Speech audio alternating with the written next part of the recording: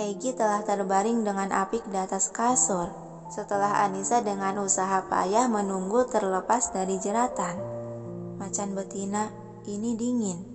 Ceracauan Egi di sela pejaman mata. Anissa yang tengah melepaskan sepatu di kaki si Egi. Dia melirik sejenak dan menghela napas pelan. Cuaca panas gini dibilang dingin. Setelah meletakkan sepatu ke rak, Anissa beralih menyelimuti tubuh lelaki yang tampak bergetar meringkuk di atas kasur. "Masih dingin nggak?" Yang dibalas menggutan tipis. "Masih." Anissa meraih remote AC untuk mematikannya yang berganti menyalakan penghangat ruangan untuk menambah kehangatan suhu ruangan. "Sudah hangat kan?" Gumam pelan Egi sebagai jawaban iya. "Baiklah, sekarang sudah bisa diperiksa. Aku panggilkan dokter dulu deh," ucap Anissa beranjak berdiri hendak berbalik, namun Egi memegang tangannya sehingga pergerakan Anissa terhenti. Dia menoleh seraya menghela napas pelan. "Ada apa?" "Jangan pergi," kata Egi dengan mata terpejam. "Aku mau memanggil dokter untuk memeriksamu." "Jangan pergi." Hanya kata itu lagi yang keluar dari bibir kering Egi, membuat Anissa hanya bisa mendesah pelan sembari melepaskan pegangan si Egi di tangannya. "Aku akan memanggil dokter lewat intercom." "Jangan manja gini dong." Kedua mata terpejam itu sedikit terbuka melirik sayu. "Kau tidak akan pergi lagi kan?" tanya Egi dengan suara lemah. Anissa mengangguk mengiyakan. "Memangnya aku akan pergi kemana sih?" "Sudahlah, kau tidur lagi, dokter akan memeriksamu," ucap Anissa sembari membenarkan selimut sampai menutupi ke bahu. Gumam Egi dan kembali memejamkan mata yang terasa berat. Anissa berbalik mendekati meja nakas di mana di sana ada telepon rumah serta intercom untuk menghubungi. "Benar-benar deh. Kira-kira si Rika nyariin aku nggak ya? Nantilah aku kabari dia." Ocehan Anissa seraya memencet tombol di intercom untuk menghubungkan ke pihak kepala pelayan. "Iya, Nona muda." Suara wanita dari seberang menandakan telah terhubung. "Bibi, bisakah panggilkan dokter yang akan memeriksa suamiku? Dia sudah siap untuk diperiksa." "Baik, Nona muda." "Iya, Bi, saya tunggu ya." Lalu panggilan pun terputus. Anissa kembali lagi ke sisi ranjang dan duduk di kursi kecil dekat ranjang tadi. "Macan betina." Ceracauan Egi di pejaman mata dengan alis mengkerut merasakan rasa sakit berdenyut di sekujur tubuh, terutama limbung di kepala. Melihat hal itu, Anissa merasa simpati sekaligus bersalah. Dia mengusap pelan dahi yang penuh oleh keringat serta menggenggam sebelah tangan yang terkepal. "Kenapa kau bisa sakit seperti ini, Egi?" Gumam Anissa seiring menghembuskan napas panjang dan kembali menatap wajah lelaki yang tampak pucat kemerahan. "Maafkan aku memang pantas dibilang istri tidak becus.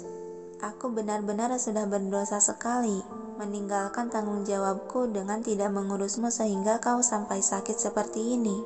Seharusnya saat itu aku tidak pergi dan mengerti kamu, karena bagaimanapun kau adalah suamiku.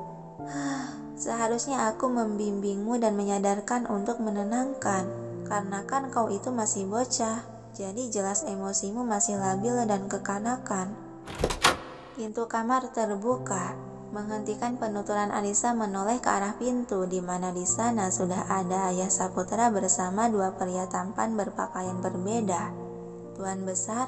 Segera Anissa bangkit dari duduknya dan berdiri di samping meja nakas. Mendengar panggilan yang terasa membatasi hubungan, alis Ayah Saputra terangkat sebelah menatap Anissa. "Kenapa kau tidak memanggilku ayah, menantuku?" "Oh, maaf." Kepala Anissa tertunduk. "Ayah." "Baiklah, kau bisa kembali duduk di samping suamimu," perintah Ayah Saputra mengedikkan dagu ke arah kursi. "Baik, Ayah." Dengan patuh Anissa duduk kembali di kursi kecil tadi. "Frans, kau bisa memulainya," isyarat Saputra. "Baik, Tuan besar." Pria berjas putih itu mendekati ranjang dan mulai menjalankan pemeriksaan pada lelaki yang terbaring lemah di atas kasur. Sementara Ayah Saputra telah terduduk di sofa tunggal dekat ranjang dengan Alex berdiri di samping sofa yang diduduki memperhatikan dari kejauhan. "Macan betina." Igauan Egi masih terdengar jelas di telinga orang sekitar. seketika membuat alis Saputra mengkerut aneh. Macan betina, celetuk dia heran sambil melirik Anissa. Siapa dia? Itu aku, ayah, ucap Anissa jujur dengan kepala tertunduk malu. Kamu? Maksudnya? Tangan Anissa yang berada di pangkuan meremet menahan kegugupan. Dia biasa memanggilku dengan sebutan itu. Alis Saputra bertambah mengkerut aneh. Kenapa harus macan betina? Kau kan mempunyai nama yang sangat indah, malah menamai istri dengan nama hewan begitu. Sungguh buruk sekali anakku ini. Benar sekali, anakmu yang satu ini memang kelakuannya sangat bocah. Batin Anissa ikut merutuki. Mungkin itu adalah nama kesayangan yang ditetapkan Tuan Muda Egi untuk Nona Muda Anissa. Sekarang ini banyak pasangan muda-mudi mengambil nama hewan yang menurut mereka lucu untuk menjadi nama panggilan kesayangan bagi pasangan mereka. Ucap sekretaris Alex menengahi, berhasil membuat ayah Saputra terpengaruhi. Begitu ya? Tapi tetap saja nama macan betina terdengar agak kurang baik. Tidak apa kok ayah. Dan Anissa hanya bisa tersenyum kepaksa menahan kekesalan dalam dada. Yah, tak masalah sih bagiku dia mau memanggilku apa. Selama dia tidak memanggilku Saitona aja. Batin Anissa seiring mengembuskan napas panjang lalu beralih melirik si Egi yang masih diperiksa. Tapi bagaimana ya reaksi ayah mertua kalau tahu aku memanggil anaknya dengan panggilan bocah? Apa dia akan lebih marah dari ini? Nona Muda Anissa, panggil Dokter Pras mengalihkan perhatian gadis itu menoleh. Iya dok, sahut Anissa menatap lelaki yang tampaknya usia dokter tersebut sama dengan Arga. Terlihat Dokter Pras menelisik penampilan Anissa dari atas sampai bawah kaki lalu diakhiri senyuman. Benarkah kalian ini telah menjadi suami istri? Pertanyaan tersebut membuat alis Anissa berkerut aneh. Apaan sih? Kok dia bertanya seperti itu? Bukannya dia waktu itu yang memeriksa ayah mertua ya? Pasti tahu dong aku adalah istrinya si Egi. Apa karena saat itu dokter ini disuruh pulang? Dan memang sih waktu acara pernikahan juga kan hanya orang rumah saja yang tahu. Jadi pasti dia belum tahu kalau si Egi sudah menikah. Nona Muda Anissa, teguran Dokter Pras membuyarkan pikiran. Anissa tersenyum cengengesan. Maaf, pikiran saya malah melayang. Yang dibalas manggutan tipis serta senyuman juga dari lelaki berjas kedokteran tersebut. Dan soal pertanyaan tadi, iya benar kami sudah menikah dan menjadi suami istri. Apa ada yang salah ya dok? Lelaki itu masih memasang senyuman hangat khasnya. Tidak ada, hanya saja tidak menyangka saja kalau dia bisa menikah. Karena setahu saya dia dahulu dalam keadaan yang bisa dibilang mustahil untuk menikahi wanita. Kata Dokter Pras tersirat makna tersembunyi dari dalam kalimatnya. Sehingga Anissa kembali merenung teringat lagi awal mula dia bisa menjadi istri si Egi. Memang sih gak salah dia ngomong begitu. Soalnya kan kita nikah juga karena terpaksa akibat tuduhan kesalahpahaman. Ternyata benar. Seiring waktu perasaan bisa berubah. Ucap Dokter Pras kembali menarik Anissa ke kenyataan.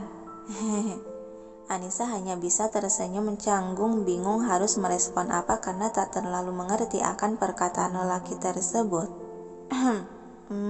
Maaf dok, bagaimana kondisi dia? Dan sakit apa dia? Sengaja Anissa mengalihkan topik pembicaraan. Dia hanya terkena dehidrasi dan emah saja. Juga demam dia yang tinggi. Tutur Dokter Pras diakhiri senyuman. Sejenak Anissa termenung lagi teringat saat kejadian dirinya memeriksa ayah Saputra waktu itu. Hasil pemeriksaannya sama denganku. Tapi kenapa waktu itu aku memeriksa tuan besar salah semua ya? Nona Muda Anissa, panggilan lembut Dokter Pras membuyarkan lamunan. Anissa terperanjat. Maaf dok, pikiran saya kabur lagi. Dia tersenyum malu. Jadi dia harus diimpus ya? Iya nona. Soal demam dan mahnya saya sudah resepkan obatnya. Dan nona, jika dia menggigaukan sesuatu, itu sudah hal wajar, Anda tidak perlu panik. Karena saat ini kesadaran dia sedang diambang akibat dehidrasi dan demam tinggi yang menyerangnya. Anissa manggut-manggut mengerti.